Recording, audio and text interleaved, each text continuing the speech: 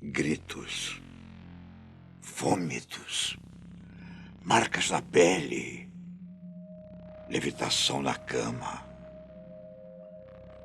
Você já deve ter visto em algum filme tudo isso, não é? Viu. Viu sim. Mas quer saber? A realidade consegue ser mais assustadora que a ficção.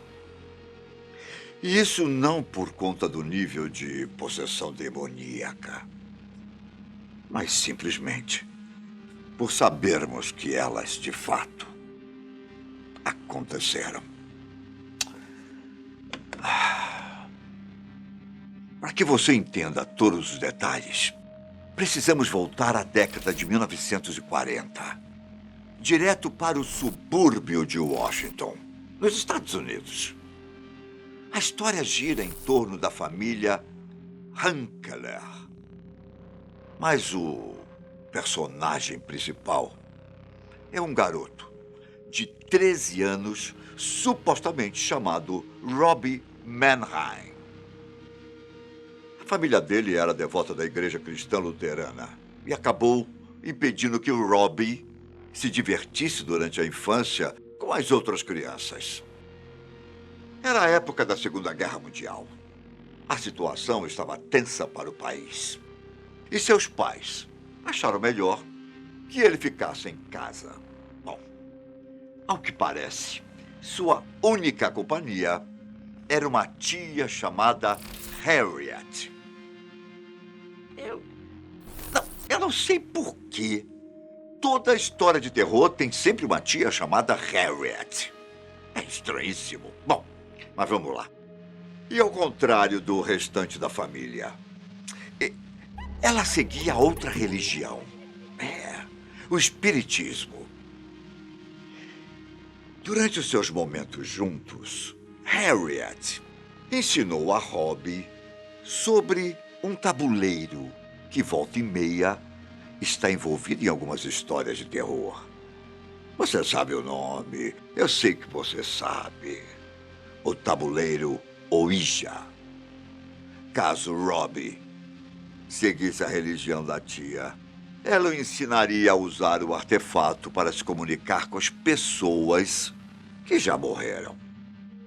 O tempo passou, a guerra chegou ao fim e Harriet acabou falecendo no ano de 1948. Aquilo afetou bastante o garoto. A tia era a única companhia com quem ele contou durante todos aqueles anos. Mais do que os próprios pais, na verdade. Perder alguém tão próximo assim não foi nada fácil. Só que o garoto tinha uma espécie de solução para os seus problemas. Um recurso que o ajudaria a não ficar sozinho. No ano de 1949, ele deu início às tentativas de contactar a tia, usando o tabuleiro Ouija. E foi aí que as coisas, digamos, saíram do controle. Os primeiros acontecimentos estranhos envolviam apenas barulhos. Primeiro no chão, depois nas paredes do quarto. Sempre arranhões esquisitos.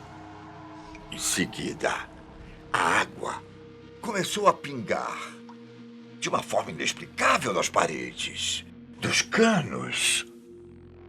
Até que as situações ficaram mais difíceis de entender.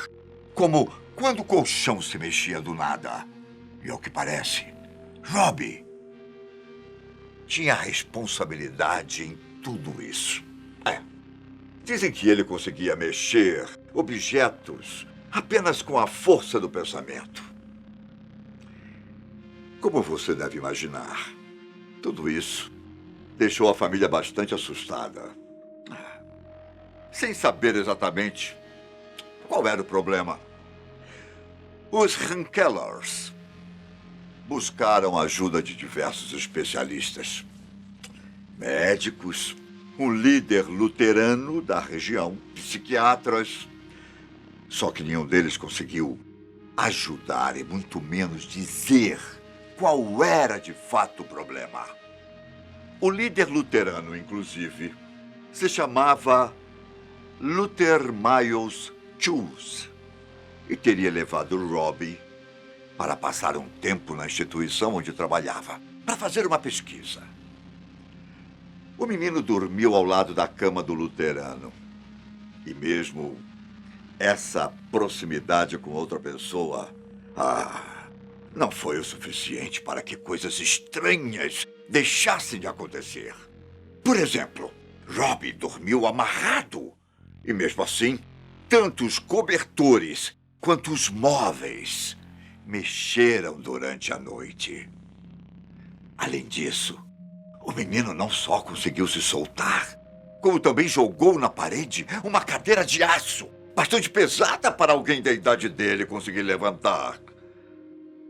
Quando amanheceu, Choose viu que a influência de Robbie fez até mesmo aparecer rachaduras por toda parte. Temendo que fosse um caso de possessão demoníaca, o líder luterano sugeriu que a família falasse com o padre católico romano, Edward Rogers. E assim, poucos dias depois, o padre já estava pedindo permissão aos superiores para fazer um exorcismo em Robbie. Permissão concedida. Os procedimentos foram organizados em um hospital na Universidade de Georgetown. Mas essa primeira tentativa foi um fracasso, pois o menino conseguiu tirar um pedaço da mola do colchão em que estava amarrado e feriu o ombro do padre. A sessão foi interrompida e o garoto foi para casa.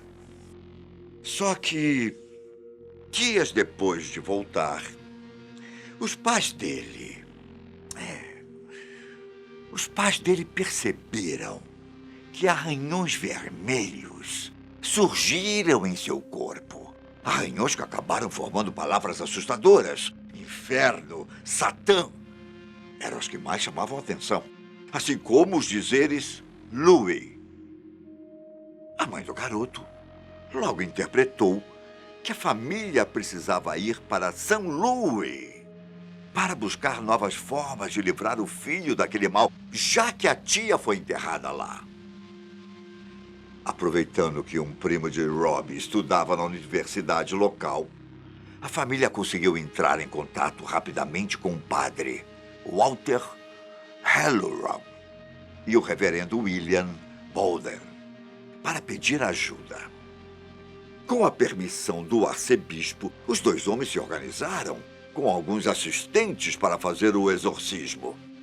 A única condição para o procedimento era que não fosse divulgado o local e que o reverendo Baldwin fizesse um registro detalhado dos acontecimentos.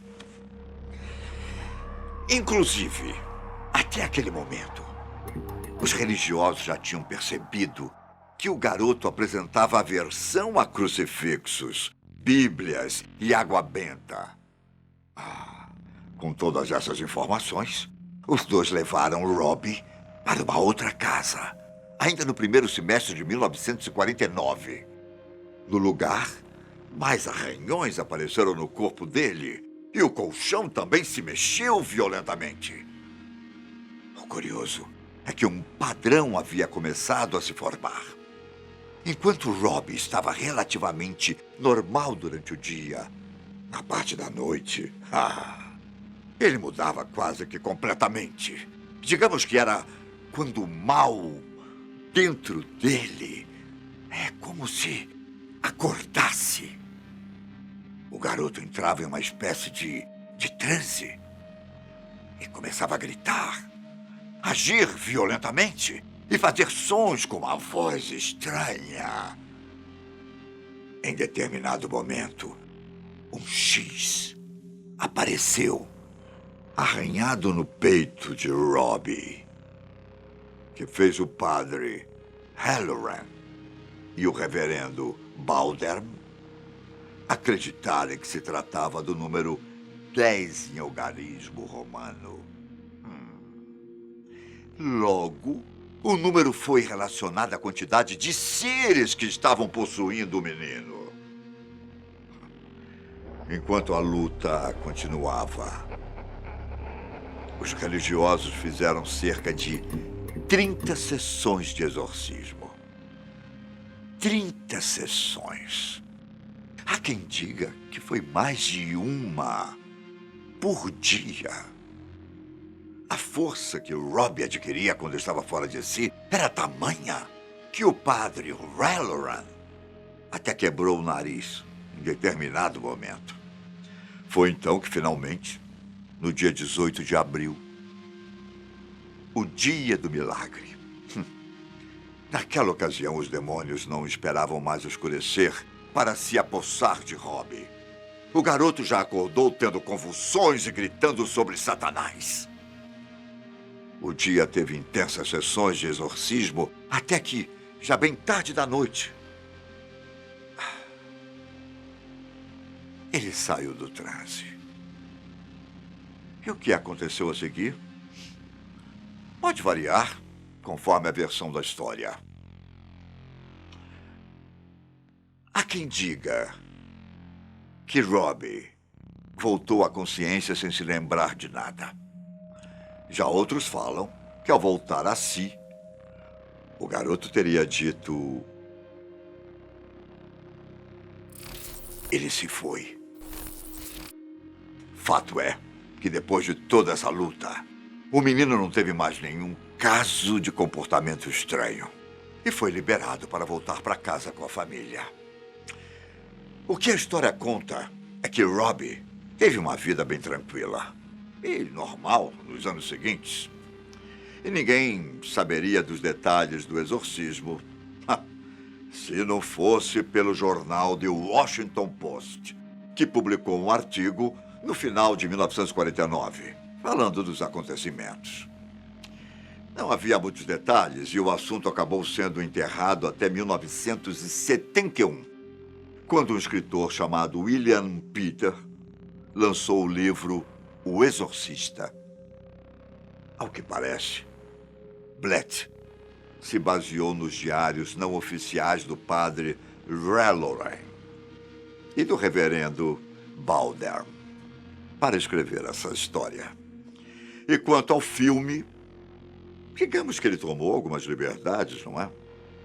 Em relação à história original, arranhões, gritos, ofensas e a violência até que estão corretos.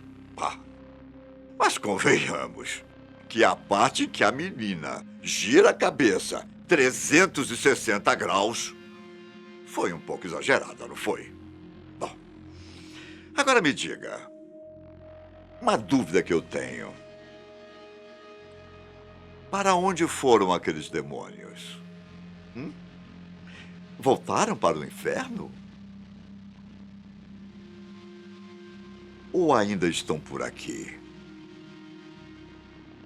Caso eles ainda estejam entre nós, será quanto tempo que eles vão demorar